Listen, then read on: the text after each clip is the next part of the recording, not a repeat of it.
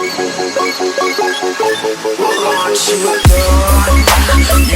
think that no one knows you're fake? It's good, y'all.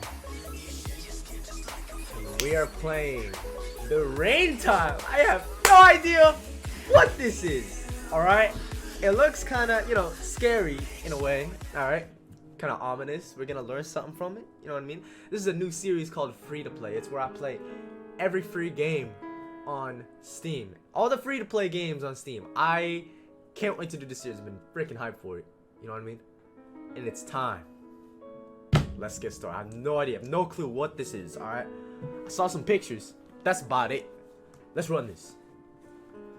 So, load. What's load? Empty slot. Oh, I'm stupid. Alright. The Raintime is a visual novel-style video game. As you progress through the game, you will at times be prompted to make decisions. Please choose freely. There are no wrong choices. Okay. Okay. Instructions.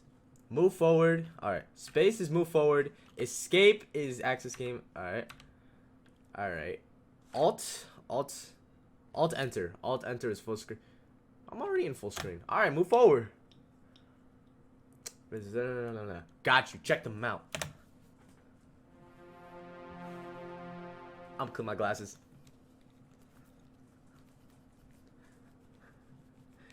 The manuscript for this game, I don't got a good sight. The manuscript for this game was delivered to my doorstep in spring 2019 by William Hoffman, a distant friend of mine who I attended college with. Okay.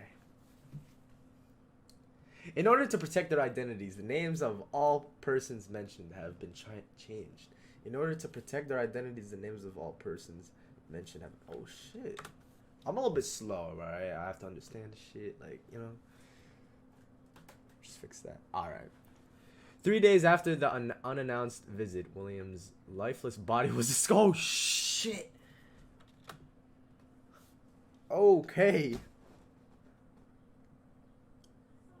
Wow. This shit seemed interesting. Oh my god, I'm into stories, you know what I mean? Oh my god.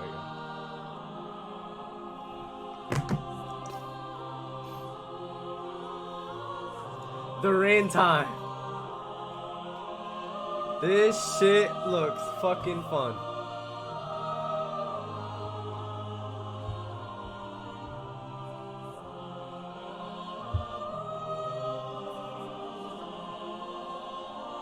What is this? There's freaking triangles everywhere and shit. Piles of books, clearly unread, are stacked up against the cheap plywood bed.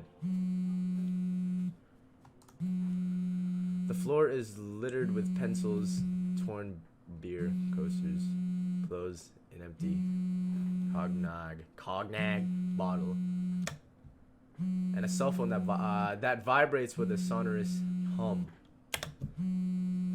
Sonorous, I don't know. 28 times a small device rings, but it doesn't wake the sleeping student. He remains unconscious until late in the afternoon when the humming has long since subsided. Oh shit. Hold on, I'm gonna close my fucking door. Then I stir, I mutter something beneath my breath, and I feel the floor beside the bed, without finding anything. What the fuck? Oh yeah, my mouse is gonna get in the way. And I remain motionless for a while longer, holding on to the lazy embrace of the warm bed sheets until I finally muster the strength to get up. Dizzying from the sudden effort, one arm resting on my desk, I cast a glance on my scratched up phone screen. Oh shit, so this is the student, right? One missed call, 1828. That's, oh. Alright. A food binge at 4 in the morning has left me feeling bloated, but I should go to the store if only because it closes at 7. I should go to the store. So, oh shit, so I pick up my phone again, one missed call from Lars. I call him back. Alright, so he gets a missed call And he wakes up. Wilhelm Verdeman. A voice shouts out in ridiculous mock German. Lars, I say, you okay? Sure. Sure am. You're coming tonight? We start at 9. I might be a little later. I might be a little late. See you there. You mean a little late? They made a typo. I might be a little late. See you there. It said a little later. Was that a typo? That was probably a typo. Wunderschön Stush. Don't know what the fuck that is.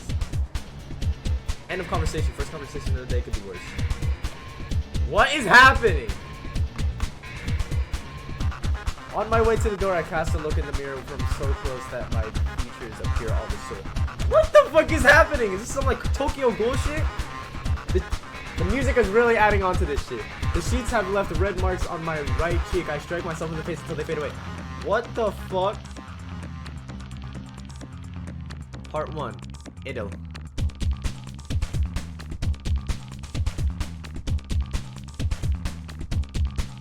Alright.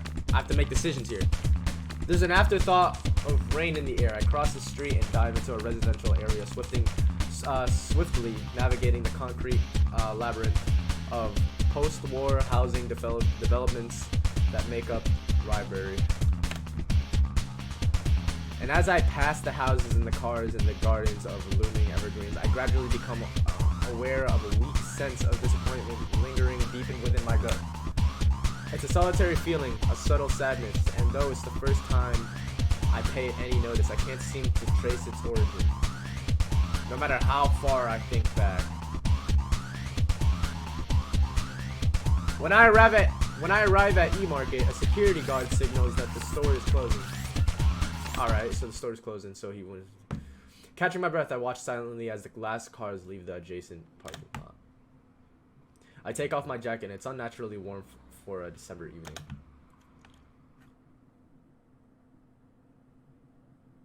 What the fuck? This is weird. What the... In a corner of the room, two young guys are playing around on an electronic arcade machine. The diner here is not much more than an outfitted gas station. Its walls adorned with faded advertisements for unidentifiable cuts of meat. I order a burger. Is this too loud? Is it like the audio like overgoing? I don't know. I'll figure it out. I'm very fucking loud anyway. And my attention drifts towards the boys at the machine who are playing with stern determination, completely absorbed by their game. I take a step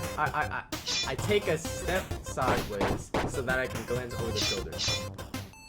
Suddenly, the guy on the left falters. Shit! I hear him swear under his breath. He steps away from the machine, slamming it in passing. That's me when I rage. You should have taken out the big dude, the other guy comments and shaking his head. He takes a coin from his pocket and resumes playing. They're silent.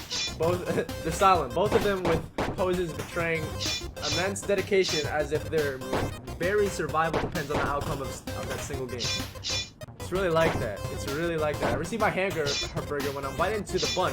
The different sauces drip down onto my napkin, soaking it through. It's facts. And as I'm sitting there making a mess of myself, I can't suppress the growing suspicion that the owner must be looking at me. But I turn around to see that he is no longer standing behind the counter. So the two guys are still there in their corner, just as transfixed by the machine as when I first came in. What is happening? They're very normal, uneducated country boys. These days, Ryebury is mostly a commuter town, though there's still a small agrarian community that works for the surrounding farm. I smile. These kids usually start working right out of high school, as there's not much else for them to do. And when the work is done, they end up here, throwing away their hard-earned cash and stick. Wow, okay. A blob of sauce drips up down my arm. Look at them. Would they have girlfriends by now? I let out an inaudible chuck. They hear it, right? They hear it? Don't they hear it? What are you? Oh shit! What are you grinning at? A coarse voice calls out. I knew it! I jump. One of the guys has approached my table and is staring at me with an indecipherable expression on his face. Excuse me, I reply as I put down the remains of my meal, before attempting in vain to wipe my hands with a soaking wet napkin. What's your problem? He continues. I saw you laughing. Do we amuse you? No, I replied quickly. I was laughing at something else. Why would I laugh at you guys? Oh my god. He's standing right in front of me, staring me down with narrowed eyes. His crew cut and pale, acne-scarred face evoke a militarist. I don't know how to pronounce it. Militaristic. I don't fucking know. Severity. Answer me. What were you laughing at? I'm dumbstruck by his persistence. He really isn't backing down. I start. He parrots me. Come on, boy, with your hamburger. He utters those last syllables in a menacing staccato. I was thinking about a friend of mine, I answer, somewhat dismissively. It was just a joke. Tell me the joke, he replies instantly. Oh, come on. It was an inside joke, I add. You wouldn't get it anyway. I wouldn't get it? He sneers. You think I wouldn't get it? I get more than you think. Now let's hear what pretty boys like you laugh about. My mind's racing to come up with something inoffensive to feed him, and he's just staring at me patiently. Bullying strangers must be the only entertainment he has in his sad, pathetic life. Damn. Wow. Well, I start. If you really want to know, last week I was out with that friend in a bar, a tacky place, loud music, stupid people, sweaty DJ. Yes, and he interrupts me. Well, we were both bored, so I persuaded him to go over to the DJ and request something by Brock. You know him, a 19th century composer. I paused for a moment waiting for his reaction, but he appears to have quieted down at last. Well, the DJ had apparently never heard of Brock. I don't know how to pronounce that shit. Probably thought it was one of the those obscure Austrian EDM producers, so he starts browsing through his records looking for something by Brock. Haha, can you imagine? Now, after a while, Corey, a loud voice interrupts me. Try to be mindful of our real customers. It's the owner who has silently returned to his counter and is overlooking the scene with a grin on his face. So oh my god, the owner came in. Corey shrugs and strolls back to his friend. They continue their game. And I remain growing rapidly aware of the sickening scent of the cold hamburger in front. The greasy mince and the Colgate. I don't know how to pronounce that. Acid sauces have begun interacting, producing an almost fecal odor that penetrates deep into my nostrils. Oh, okay. Is this Tokyo? Why does this remind me of Tokyo Pool? I don't understand. But this is nonsense. Abruptly, I pick up the hamburger to walk to the door, and when I throw the disgusting half-eaten bun into the garbage can, I step outside and cast a last glance over my shoulder into the dark, grimy diner just to see the owners laughing at me the owner laughing at me heartily.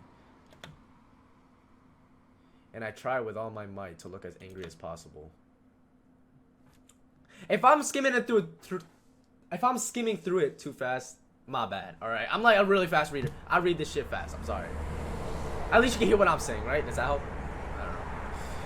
Where the pavement ends and only cars go further, a long wall of the foliage has been erected to shield against the noise of the N723. I don't know what the hell that is. Below it runs a narrow underpass which leads to a traffic island on the motorway. Cars flash by. Hold on, let me check something.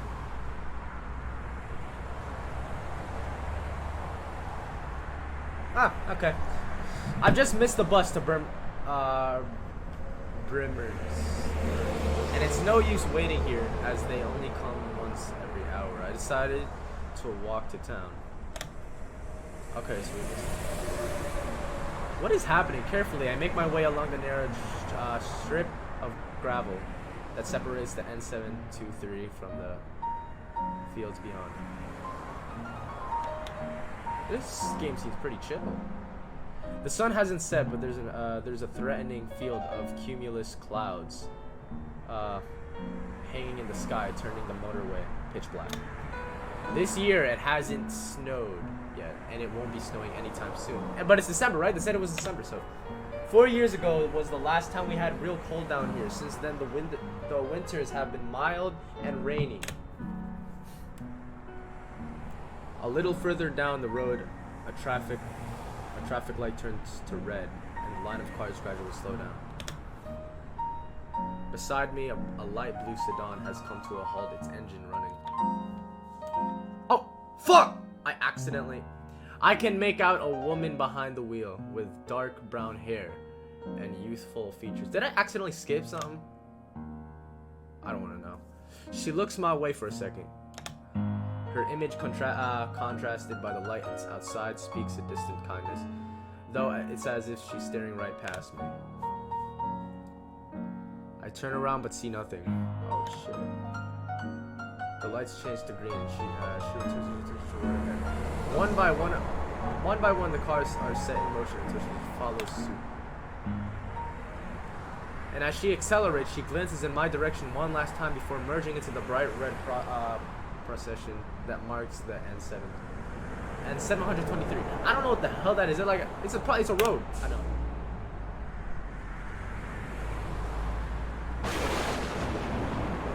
That scared the fuck. After walking for about half an hour, a flash lights up the sky. I cower crawling up against the foliage, and as I try to calm myself down, I feel the first raindrops on my head. I won't make it to the city before the storm breaks loose. What is happening? I leave the motorway, hurrying past dark fields where winter crops grow until I reach Old Hope Town. I enter the tabernacle.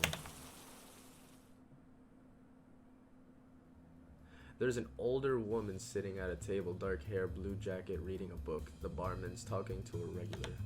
I order a beer and pick a seat at one of the windows at a safe distance from the other guests. The walls here are covered with aerial photographs of farms. Probably farms in the vicinity, as I recognize parts of the N723 on one or two of them. The barman brings me a beer, and while I take a first sip, I notice a pile of tabloid newspaper lying on the table. I open up the evening mirror. 1848. That's just great. A large text ad cries at me. What is that? A little further down the page, there's a feature piece about a litter of kittens who barely escaped the gruesome death. Oh shit. I drink some more beer, reading the gutter journalism and listening in on the mind-numbing conversation at the bar. And as I'm sitting there with those aerial photos on the wall and the newspaper in front of me, I'm suddenly overwhelmed by a powerful sensation. As if my field of perception, which is usually so limited in rage, has suddenly expanded greatly. I see people in distant cities, in remote villages. I can feel their breath, picture their face, hear them mutter softly to themselves. And my mind drifts towards the boys at the diner who are still going strong on their arcade machine. And as I picture them, my initial anger towards the two slowly gives away to a kind of admiration. It shows discipline in a sense to play the same game night after night in that murky little restaurant of theirs. They must be experts by it. I don't know what's happening in the story, but like, I know how it's been going on, but I don't know the point of this. Like, alright, it's just like, what's the point? What's going on with this guy? You know, does he have some type of problem, or like, maybe it relates to me? And those are my fellow countrymen, my peers standing there.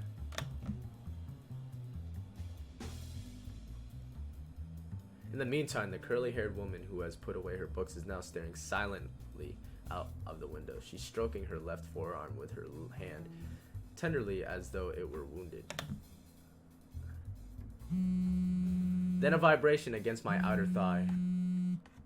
And he gets that phone call. Alright, so he gets a phone call again. And he's supposed to be there. He's supposed to be somewhere by 9. I remember that. I pick up the phone. William, where are you? I can barely make it out of Lars' voice. Make it out Lars' voice shouting over a barrage of background noise. I'm sheltering from the rain, I reply in Hopetown. I told you I'd be late. Speak up, I can't hear you. We're moving on to the protest in a minute. What time you'll be there? I don't know, I reply as loud as I can. Depends on when it dries up. I'll call you when I'm in town. Where are they even going to? Alright, we're gonna get to that. It's dry now, old cobbler. We'll be seeing you in a second. Mach Schnitzel. Large hangs up. And as I put away my phone, I noticed that the little inn is suddenly wrapped in complete silence. The barman and the guests who've apparently followed my conversation closely are all looking in my direction. Oh shit. I smile at them awkwardly and move to pick up the newspaper, but I hesitate. Matters like these are precarious. I'm an outsider. After all, making a loud phone call in here. I down my beer and step aside. It has indeed stopped the rain. Stop raining.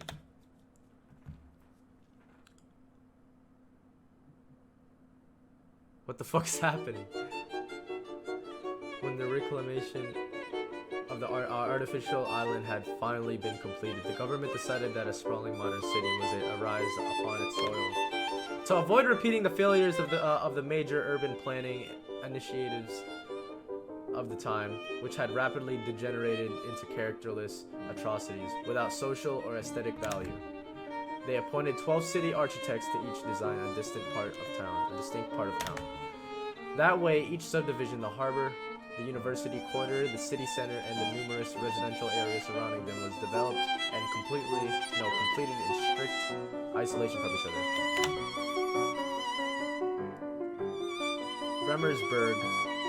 Bremersburg. Damn, I can just said that. Bremersburg became a testing ground for modernist architecture in a frantic attempt to override all existing conventions. The architects designed fantastic buildings in every geometric form possible. A metropolis emerged that was like no other, with towers, balconies, false facades, and columns scattered as far as the eye could see. So this is about this town called Bremersburg. Although for a pedestrian, the chaotic whole is still somewhat navigable.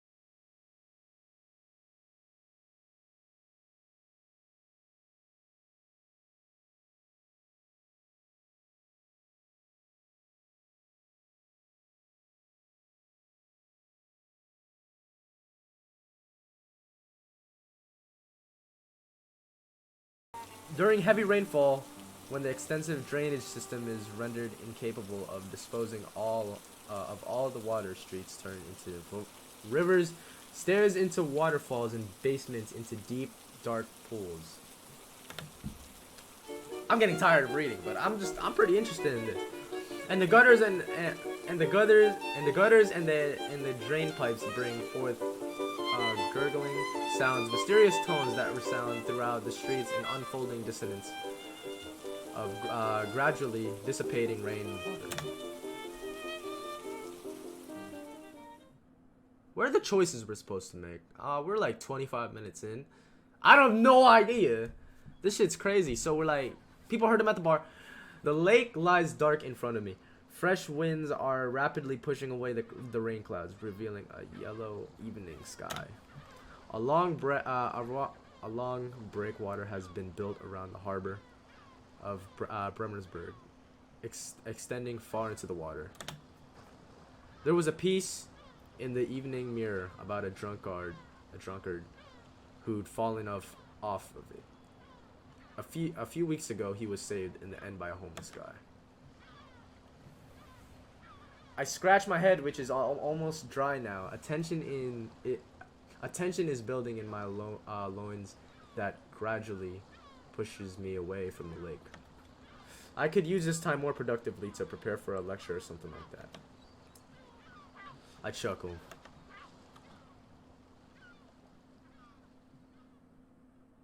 The music and Protus is playing deafeningly loud.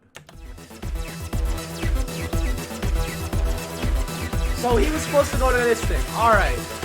What the fuck? I'm so confused. Alright, now he's looking for Lars. I look around for a moment without recognizing— it's like I have to talk loud now! I look around for a moment without recognizing anyone and push past the bar towards the rear of the building where some lonely men are standing against the wall. Lars pounces me immediately. William, it's about time he shouts, trying to make himself heard over the noise, which I'm trying to do too! What were you thinking walking all this way? I'm fine, I replied. You guys need beers? Lars guesses that he can't hear me, but I noticed Bernard raising his half-empty glass and producing an affirmative paw. The bar is crowded with dark figures, men in their 30s, unshaven, some with baseball caps pulled far over their eyes. They're all drinking beer silently as the music's too loud for conversation.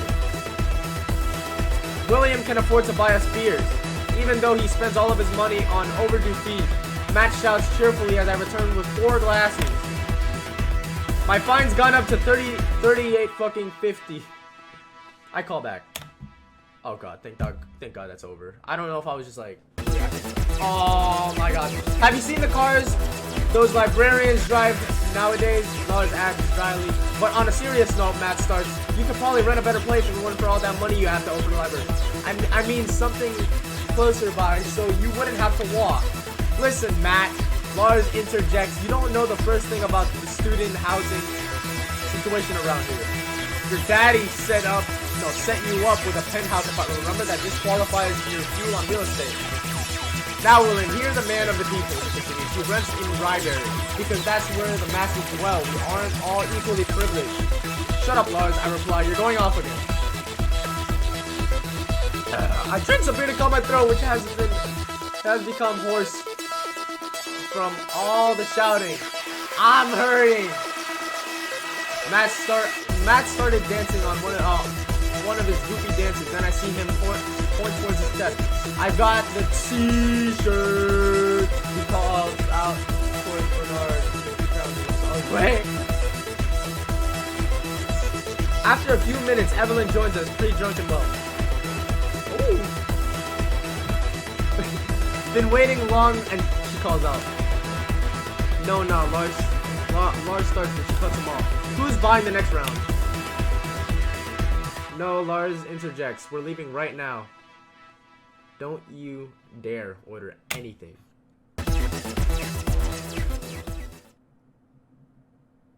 What the fuck?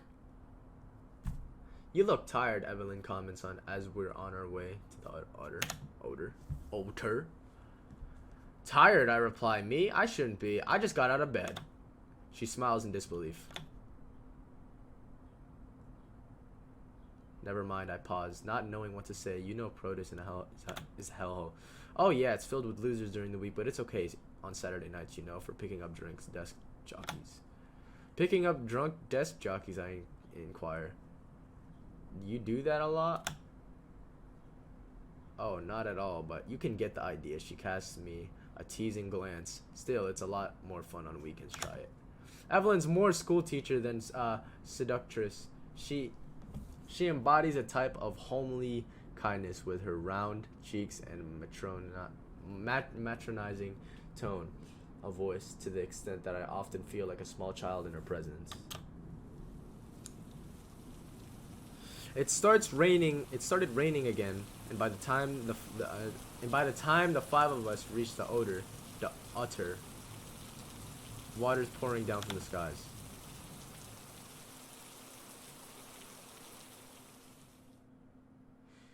It's quiet inside. Students are lounging around on the sofas, and a couple of old people are talking at the bar. I head for the restrooms. After carefully confirming I'm alone, I take a look in the mirror. My face appears exceptionally pale and white. No, pale and skinny. I've been sleeping 11 hours a day. You end up skipping meals that way. And there's always that heavy feeling in my stomach as if it can't bear any solid foods. I dry off my washed out face with a piece of toilet paper and gently knock some colors into my cheeks. On my return, there's a glass of beer waiting for me. Now the issue with you, Lars, Bernard exclaimed loudly, is that you have some Oriental blood in you. That's why you can't discuss these topics in a rational manner. Matt laughs loudly, out loud, loudly. Bullshit, Lars replies, you know that's nonsense. I don't see how that's even relevant to discussion. Oh, I'm sure you do, Bernard calls out with a sneer in his voice. You're missing my point, Lars continues. It's a notorious apologist. Like, Fears writes that 3,000 people were massacred. You can see that definitely crushing the numbers. What is this, bruh? Lars is using an overly grave demeanor that he always puts on when he's trying to win historical debates. It's annoying, but so is Bernard, so they cancel out each other. I feel like I know what's going on, but I feel like I don't, you know? Like, it's weird. Come on. How many people are you going to shoot down with an M95? Bernard coughs loudly, sending in a cascading echo through the bar. They were on that island for 2 months tops. 3 months. Lars corrects him. Remember Bobby Jar, 30,000 dead in only 2 days. I really don't see the point you're trying to make. It's really hard to read when I've been reading for like how long, you know what I mean? But like, Bobby Jar, why would you even bring that up? I'm about to interject, but change my mind. Look, I think a death toll of 3,000 is on the conservative side. Bernard continues soothingly, but you're clearly exaggerating. You people always want to blame us for everything. You people, Lars exclaims. Bernard, what are you implying? I told you not Oriental. I don't know what the fuck I just read. They were just arguing about some shit, about some dude who like kill people or something. As a German literature major, I don't really excel in trivial knowledge, let alone history. But that's okay, I know other things. My analytical skills are a lot better developed than theirs. And there is that strange contentment I get from fathoming an old, forgotten piece of literature, a sensation that goes far beyond the world of dry facts. It's something personal, not suitable for pub talk, I don't know. Evelyn returns from somewhere. I finished my beer. William, you look pale. You should go outside more. Evelyn calls in my direction. I'm trying to think of a witty comeback, but I'm tired, and Matt beats me to it. What do you mean go outside more? He's walked here all the way to from Ryberry. From Ryberry. Let's move to the sofas, I reply, weary of their morose banter.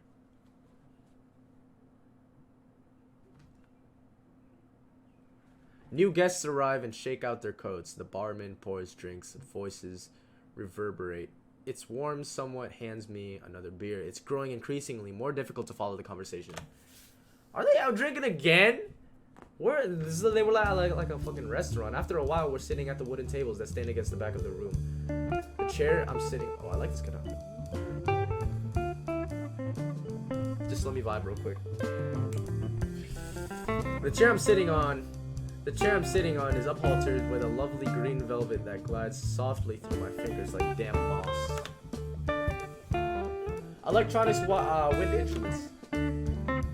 But but that's not true. Innovation, but that's not true innovation. The electronics just add without changing the fundamental structure of the music.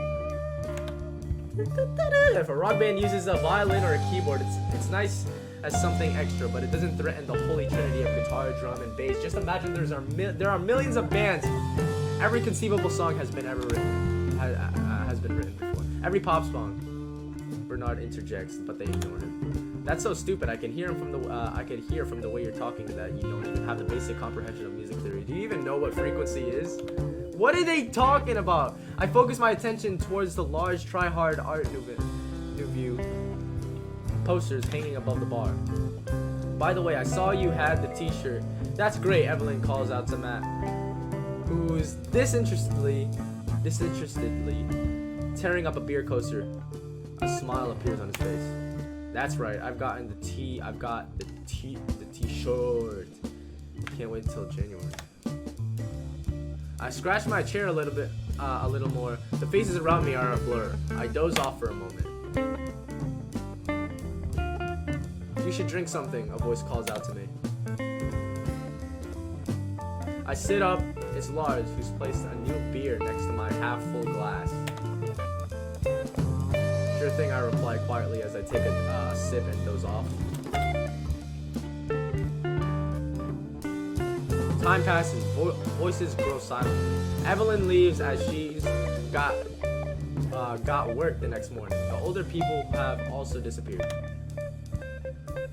And someone somewhere starts speaking. Actually, I'm gonna stop it here. Alright. What the fuck was that? I don't I know what's going on. Like, they're just fucking talking about shit. I don't know. I'm confused. I'm gonna look up this shit, alright? You guys tell me in the comment section what this shit is about. Alright, I'm gonna end it here. Alright, this is part 1. This is my first free-to-play series. What the fuck, man? It's a good story. I'm not gonna lie. I just don't understand it, but I'm gonna look this shit up real quick. Alright, y'all. So I found this. At first glance, William is a lazy let's just summarize everything that's going on. At first glance, William is a lazy college student. He spends his day sleeping and skipping lectures, drinking with his friends, and gathering up courage to talk to Jasmine, who's on the theater committee. But I don't want to fucking spoil anything. But over the last few days, mysterious this is himself with his friends, and spends his time alone in his room and harbors through thoughts that cannot bear the light of day. Slowly, William is coming to the realization that the world he lives in is no more than an illusion. The city, the university, the artificial island upon which he lives in all are unnatural abominations against humanity that needs to be undone in order for history to take its due course.